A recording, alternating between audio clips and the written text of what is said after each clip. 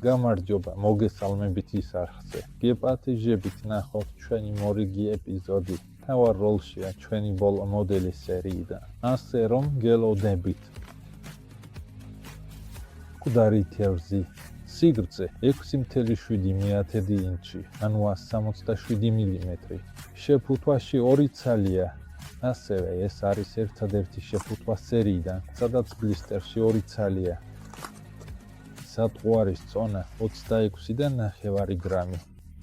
ამჟამად წარმოდგენილია 12 ფერში, ზუსტად ისე როგორც სერიის სხვა მოდელები. მალე ახლოდან გაჩვენებთ მათ და ასევე წარმოგიდგენთ რამდენიმე ხელოვნურ აღჭურვილობას.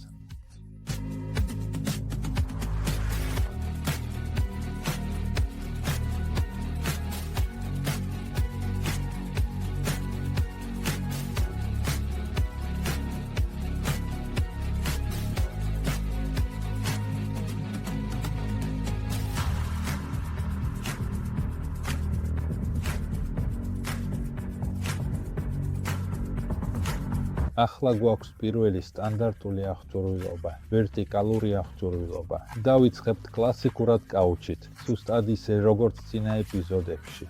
ვინც არ უყურებდა, ახლა ექნება შესაძლებლობა ამ მოდელზე ნახოს. ასევე გვაქვს კაუჩი, აქ ახლოდან გაჩვენებთ. კაუჩი 2 დამაკავშირებელი რგოლი და ბრუნავი. ახლა ასე. ვიღებთ პინცეტს. ვიჭერთ დამაკავშირებელ რგოლს და ფრთხილად. ნელა ვამაგრებთ ბრუნავზე.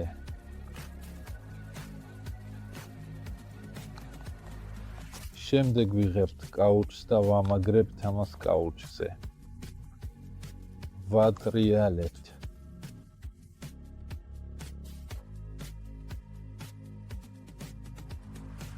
ახლა უკვე პირველი კომპლექტი დამაგრებულია. ვიღებთ მეორე დამაკავშირებელ რგოლს, რომელიც ასევე ძალიან მნიშვნელოვანია კონსტრუქციისთვის და ვამაგრებთ მეორე მხრიდან, ზუსტად ისე, როგორც პირველ შემთხვევაში გავაკეთეთ. აი და ასეთი ტიპის ნაკრები უკვე მზად გვაქვს. შემდეგ ეტაპზე ჩვენ ფრთხილად ვიღებთ თავს, რომელსაც წინასწარ მოვამზადეთ და ჩვენს ადრე მომზადებულ ნაკრებს, რომელიც სპეციალურად ამ პროცესისთვის შევკარით, ძალიან ყურადღებით და ზუსტად ვამაგრებთ რგოლზე, რათა ყველაფერი მყარად და სწორად იყოს დამაგრებული.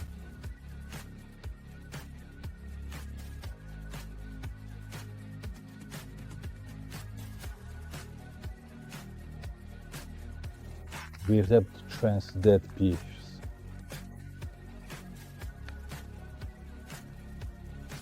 ვზომავთ, რამდენად უნდა მოუჭრათ ის ჩვენი თავისთვის. ვიღებთ მაკრატელს.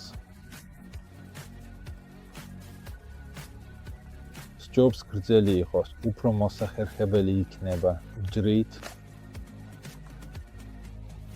ვაცვამთ თავს.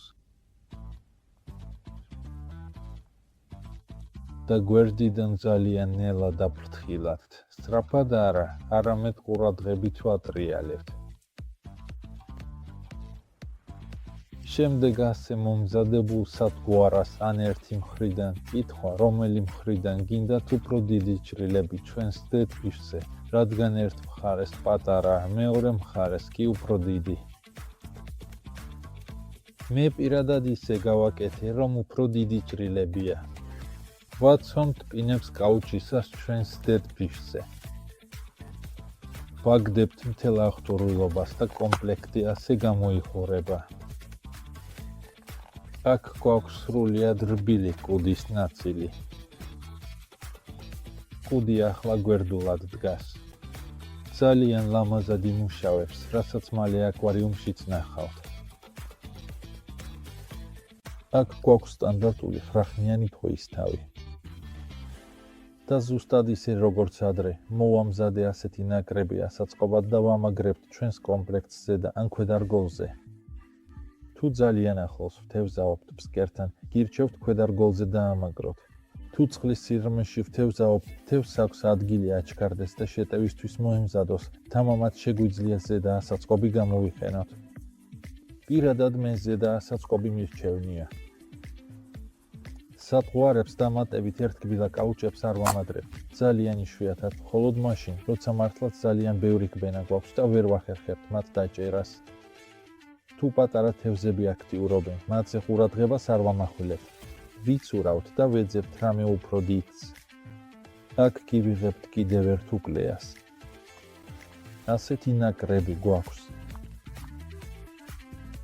შეგვიძლია მოვაჭრათ ან არა, რადგან ჩვენი სატყუარები ისეა დაპროექტებული, რომ თავისუფლად შეგვიძლია აქ შევახვიოთ ეს სატყუარა. ჩვენს შემახვევზე. აქ უკვე რამდენჯერმე აღჭურვილი ავიღე, მაგრამ ვფიქრობ, ეს ხელს არ უშლის და სატყუარას მოკლედ ვამაგრებ, ანუ ისე, რომ სხეული არ გამკაცრდეს. ის კაუჭები, რომლებსაც ვიყენებთ, შეიძლება იყოს ერთიანი ერთი ნულზე, ან ორი ნულზე. კითხვაა, რამდენად ფართოდ გვინდა ამ ადგილას კაუჩის გაშლა.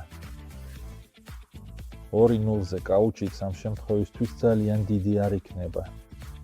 მე ისთვის ერთი ნულზე ვიყენებ, ასე რომ ეს ზომა ჩემთვის სრულიად მისაღებია. შეგვიძლია გავახანგრძლივოთ და კიდევ უფრო უკან გამოვიტანოთ. ამ შემთხვევაში სატყუარას მოკლე ნაწილი გვექნება, ნაკლებად მოქნილი იქნება, უფრო მეტად იმუშავებს კუდის ბოლო, ანუ ამ ტანის 1/3 და სწორედ ამ ადგილას ვამაგრებთ რბილ ნაწილში და ავტომატურად ვახანგრძლივებთ ამ აღჭურვილობას. აქ გვაქვს აღჭურვილობა სტანდარტულ კაუჩზე, პინების გარეშე. გვაქვს პატარა კაუჩი, ვოლფრამის თავი და პინი კაუჩის დასამაგრებლად, რომ არ მოშორდეს ტანს. გადავატარებთ ასეთ პატარა კაუჩს მარყუჟით და ამ გზით მივიღებთ კომპლექტს, სადაც კაუჩი არ მოძრაობს, არ გვჭირდება მისი ჩარჯობა, ანუ ჩარჯობა საჭირო არ არის, რის გამოც არ ვფარავთ წვერებს და სამივე წვერი გარეთ რჩება, რაც უფრო ადვილად ხვდება თევზს. ასე რომ მგონია, რომ მეტი დაგბენა იქნება წარმატებული და ეფექტური. მკვდარი თევზი. აქ მინდა რამდენიმე დეტალი გაჩვენოთ, რაც გვაქვს. გამობურცული თვალები, ლამაზად გამოყოფილი სხეულისგან, ბაყაყები, ქერცლი, ორივე მხრიდან ჭრილები. როგორც სახელიდან ჩანს, მკვდარი თევზია და მას ძირითადად გვერდულად ვამაგრებთ ვერტიკალური მეთოდით თევზაობისას, ამიტომ ეს ჭრილებიც მნიშვნელოვანი დეტალებია. კუდის სისქე, ფარფლების სისქე, ყველაფერი ისეა მორგებული, რომ სწორად იმუშაოს. ასევე შეგვიძლია ამ სატყუარების გამოყენება კლასიკური ოპადოს ან წათფარანის ჩამოგდების მეთოდით თევზაობისთვის. თუ გვინდა ვათევზაოთ სატყუარებით, რომლებსაც არ აქვთ ძალიან აგრესიული მოძრაობა, ხშირად ხდება ისე, რომ კოპიტას რომ ვაყენებთ, ქარი ხლაპიები მხოლოდ მოგხვებიან. ამ დროს ეს სატყუარები არ არის ეფექტური და ვიყენებთ იასკულკებს. მე თვითონაც ამ სატყუარაზე, როცა წყლის სიღრმეში ვთევზაობდი, მთლიანად ვჭრიდი კურდს. მხოლოდ ტანით ვთევზაობდი, რომ ოდნავ გვერდებზე რხევით ემოძრავა და ესეც ეფექტური და კარგი იყო. ასე რომ, ჩვენი დედფიშის გამოყენების თვალსაზრისით ძალიან ფართო სპექტრია. აქ შეგვიძლია ვაჩვენოთ, შეგვიძლია სატყუარა ჯიგის თავით ისე ავტუროთ, რომ გვერდიდან დავამაგროთ. ამ შემთხვევაში ასევე დგება კითხვა, როგორი მოძრაობა გვინდა მივცეთ სატყუარას.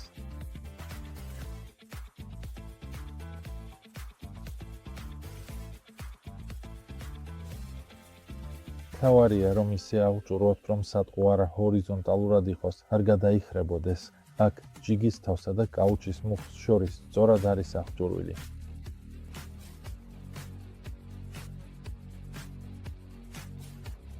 ასევე შეგვიძლია სატყუარა კლასიკურად ავჭუროთ, ვეცადოთ, რომ სწორად დავამაგროთ.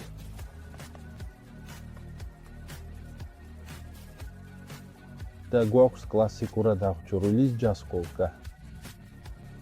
ვერტიკალური აღჭურვისთვისაც შეგვიძლია გამოვიყენოთ უფრო მძიმე ჯიგის თავები, მაგალითად 40, 50, 75 გრამიანი. ეს უკვე თქვენზეა დამოკიდებული. შეგიძლიათ გამოიყენოთ ანკესი და საჭიროების შემთხვევაში დაამატოთ დამატებითი აღჭურვილობა. როგორც უკვე ვთქვი, მე თავად არ ვარ დამატებითი აღჭურვილობის დიდი გულშემატკივარი, ასე რომ ეს უკვე თქვენ გადაწყვიტეთ, რას გააკეთებთ.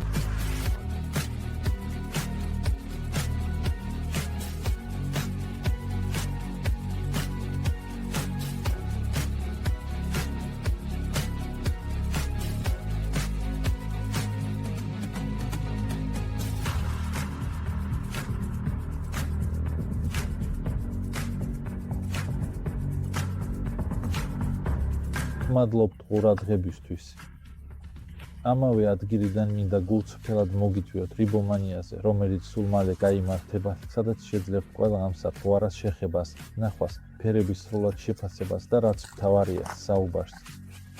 ასე რომ გეპატიჟებით, ჩვენ გვექნება საკმაოდ დიდი სტენდი, ბევრი სიახლე, ასე რომ ვფიქრობ, თითოეული თქვენგანი იპოვის რაღაცას თავისთვის.